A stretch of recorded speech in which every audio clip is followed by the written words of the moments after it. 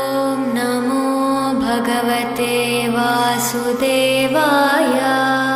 राधा बनने को सब चाहे, माँ सीता से कोई नहीं। कृष्ण प्रेम में सब भटक रही है, राम संग वन में कोई नहीं। माता सीता किसका अवतार है, जानना चाहोगे? सीता को हिंदू पौराणिक कथाओं में एक देवी माना गया है। सीता भगवान विष्णु की पत्नी देवी लक्ष्मी का ही अवतार है। रामायण में सीता का विवाह भगवान विष्णु के ही अवतार राम से हुआ था। आखिर तोते ने क्यों दिया माता सीता को पति वियोग का श्राप? जब तोती को सीता ने पकड़ लिया तो तोते ने सीता से कहा कि उसकी पत्नी गर्भवती है, उसे जाने दे। लेकिन सीता ने तोते की बात नहीं सुनी, जिस पर तोते ने सीता माता को श्राप दिया कि जिस तरह गर्भावस्था में पत्नी से उसे अलग कर दिया, वैसे ही गर्भावस्था के दौरान उसे भी पति वियोग सहना पड़ेगा। कहते हैं कि अगले जन्म में तोता वही धोबी था। जो गलती नहीं कर सकता वो फरिश्ता है, जो गलती करके डट जाए वो शैतान है, जो गलती करने के बाद गलती मान ले वह इंसान है। निस्संदेह ईश्वर के हाथों की अद्भुत रचना है ये हृदय। जिस प्रेम के लिए उसका दिल जोरों से धड़कता था, किंतु उसी प्रेम के एक चरण में अपने प्रेमी की धुतकारना से एक ही पल में उसी क्षण उसका दिल टूट जाता है। धीरे धीरे रोज उसकी तुम्हें पाने की जिद खत्म हो जाती है। गुस्सा और झुंझुलाहट को मायूस मुस्कुराहट में छुपा लेती है और तुम खुशी खुशी समझ बैठते हो कि सब ठीक है। तुम जान नहीं पाते तुम्हें उससे तुमको अपना बना लेने की जिद खत्म करवा दी, और ना कि उसका गुस्सा, नाराजगी और झुंझुलाहट। मेरे मौन का मान कीजिए, कहने को बहुत सी बातें हैं, पर कुछ न कहने में ही सुकून मिलता है मुझे। जैसे फूल कभी कुछ नहीं कहते, क्या कभी कांटों को मसल कर देखा है तुमने? यकीन मानो, मौन किसी की कमजोरी नहीं, उसका बड़प्पन होता है। जानते हो क्यों अक्सर होता है कि प्रेम को त्याग कर और समेट कर जा चुकी स्त्री फिर पहले जैसी नहीं होती। जिस प्रेम ने उसे कोमल और संतुलित बनाया था, वही प्रेम कैसे उसको कठोर और निष्ठुर बना देती है। तुम अपनी लापरवाही में जान ही नहीं पाते, और वो पहले से कभी नहीं हो सकती जो तुमसे मिलने के पहले थी। जिन रिश्ते के लिए हम अपनी जान देते हैं, क्या सच में वो इस लायक है? एक रोज अचानक रुकी तो पता चला वो रिश्ता मेरे चलने से ही चल रहा था। तुम्हें नहीं लगता कुछ रिश्ते जिस हाल में हैं उसी हाल में छोड़ देना बेहतर है? उन्हें ज्यादा संभालने के चक्कर में हम खुद ही बिखरने लगते हैं, और एक दिन एहसास होता है वो रिश्ता कभी था ही नहीं, और तुम्हें समझने के लिए कभी कोई था ही नहीं। घाट हृदय की खोलूं क्या, सुन पाओ तो बोलूं क्या? जरूरी नहीं चुभे कोई बात, बात ना होना भी चुभता है बहुत। तुम तो जानते हो ना, अपने अंदर एक अनकही कहानी को संभाले रखने से बड़ी कोई यातना नहीं। एक स्त्री बता देंगी घर में क्या कहाँ रखा है, रसोई में कौन से डिब्बे में क्या भरा है, नमकदानी कहाँ है, इलायची की डिबिया कहाँ है, तुम्हारा रुमाल, घड़ी, टी शर्ट, कौन से दरार में पेपर है या नेल कटर। लेकिन उससे मत पूछना उसके घर में उसकी जगह कहाँ है, वो चुप हो जाएंगे। औरत पुरुष में हमेशा प्रेमी ही नहीं तलाशती, वो तलाशती है एक पिता जो उसकी गलती के बाद भी उसे उतना ही प्यार दे। वो तलाशती है एक भाई जो मुश्किल में उसके साथ खड़ा हो। वो तलाशती है एक दोस्त जिसके कंधे पर सर रख कर रो सके। वो तलाशती है एक प्रेमी जो उसके होने का एहसास दिला सके। औरत कभी हारती नहीं, उसे हराया जाता है। मैं ये कहूँ कि ठीक हूँ मैं, तो तुम सच मत समझ लेना। हर बार शायद ना कह पाऊँ, तुम मेरे हाल को समझ लेना। मैं ये कहूँ कि मुझे अकेला छोड़ दो, तो तुम दूर मत चले जाना।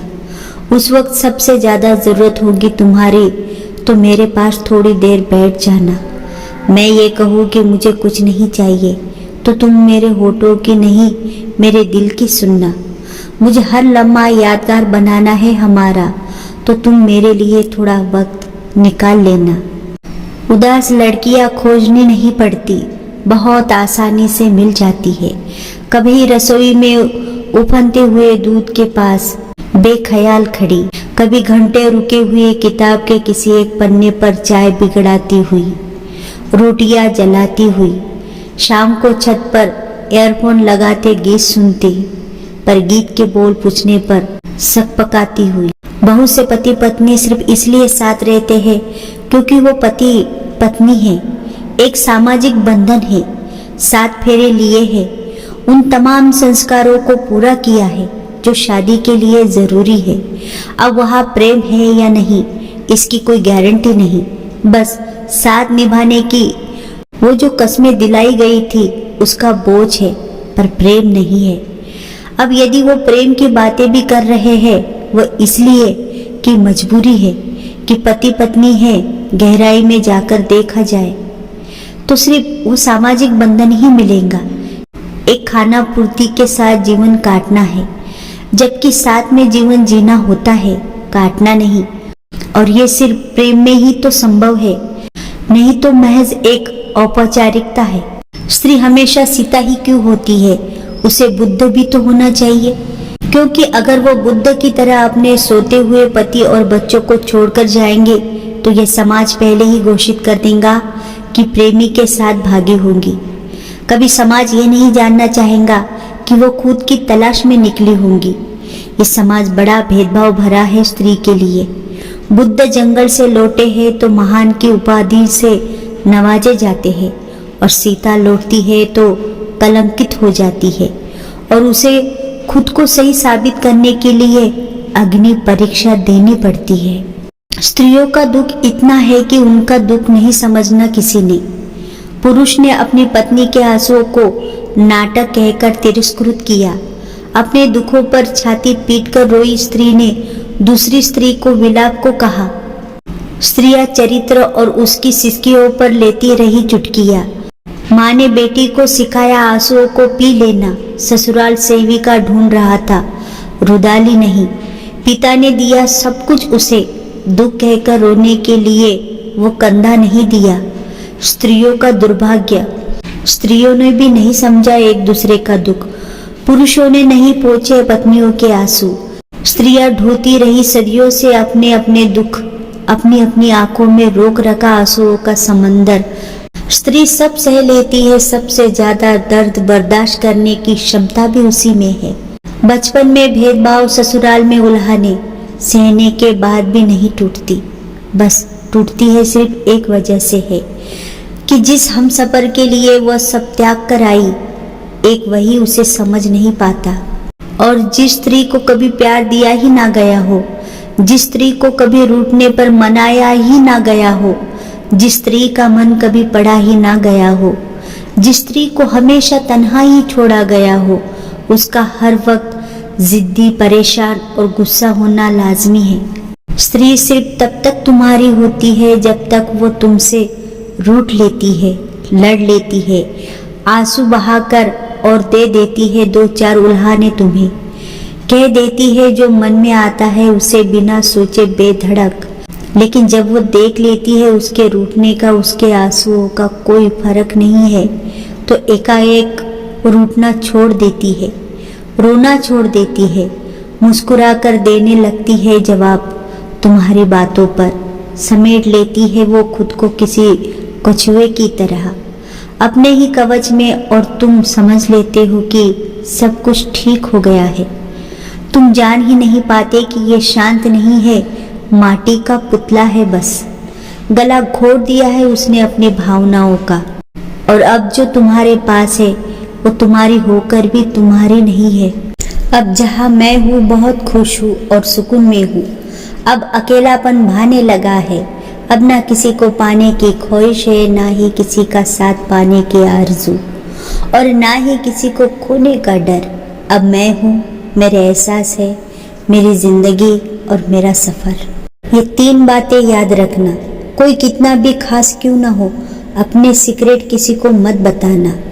कोई कितना भी खास क्यों न हो, आंखें बंद करके भरोसा मत करना। उस इंसान से हमेशा दूर रहना जिसको तुम्हारे होने का या ना होने का कोई फर्क ही नहीं पड़ता।